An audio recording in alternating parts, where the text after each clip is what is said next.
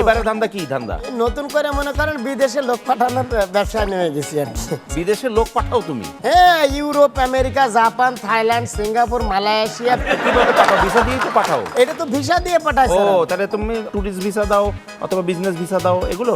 ওই সব ভিসা আমি দেই না স্যার। তা কি আমি হয়েছে? নরমাল ভিসা দেই না, আমাদের কাছে বিভিন্ন ধরনের ক্যাটাগরি আছে। তো কি কি ক্যাটাগরি আছে একটু শুনি। এই যেমন ধরেন মনে করেন অর্ধচন্দ্র ভিসা। গলা ধাক্কা দাও ভিসা।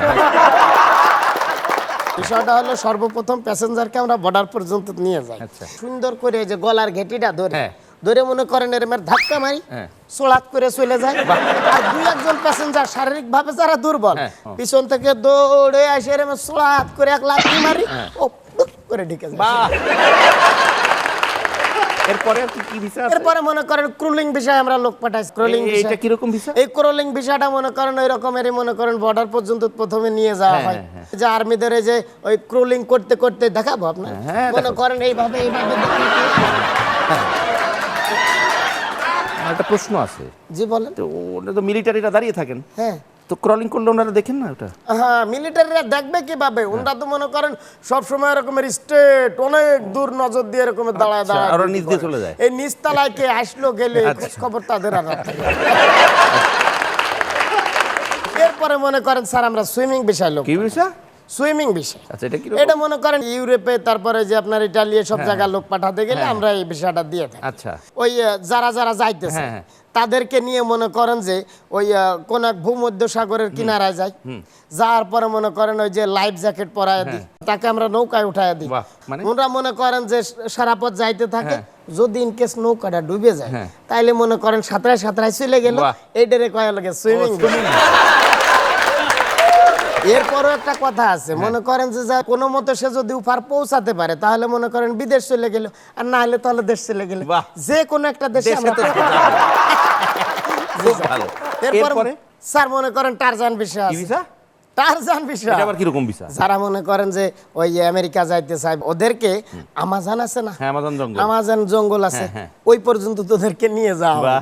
নিয়ে যাওয়ার পরে হ্যাঁ। ওরা মনে করেন বিভিন্ন গাছপালা লতা পাতা ধরে হ্যাঁ। বর্ডার ক্রস করে বাহ। ওই প্যাসেঞ্জার গুলো চলে যায় ও, বিদেশ। টারজানের মতো গেলে। আরেকটা বিষয় আমরা লোক পাঠাই, আচ্ছা। মনে করেন অলিম্পিক বিষয়। কি ভিসা? অলিম্পিক বিষয় লোক পাঠায়। এটা কিরকম?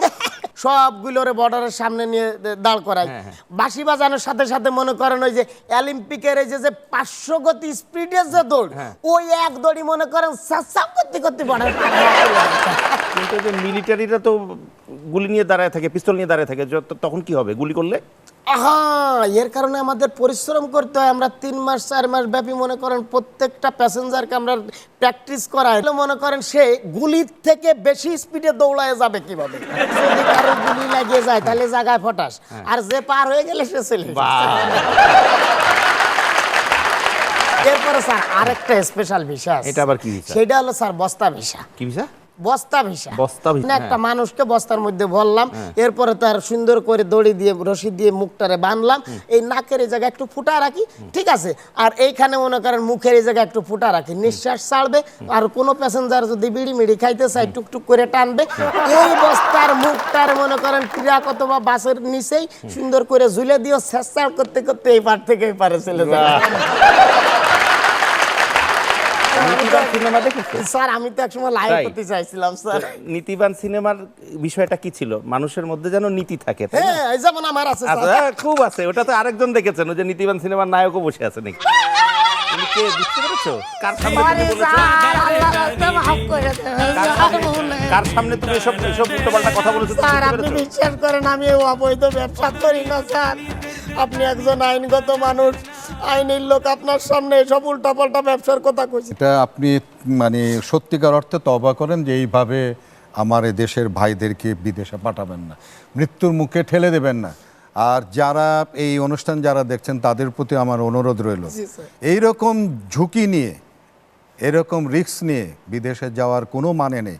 আপনারা আপনাদের টাকা যেটি দিয়ে বিদেশে যাওয়ার চেষ্টা করেন, সেটা দিয়ে এইখানেই যদি ব্যবসা বাণিজ্য এইটা সেটা যদি করতে চান তাহলে কিন্তু অনেক কিছু করতে পারবেন। কিন্তু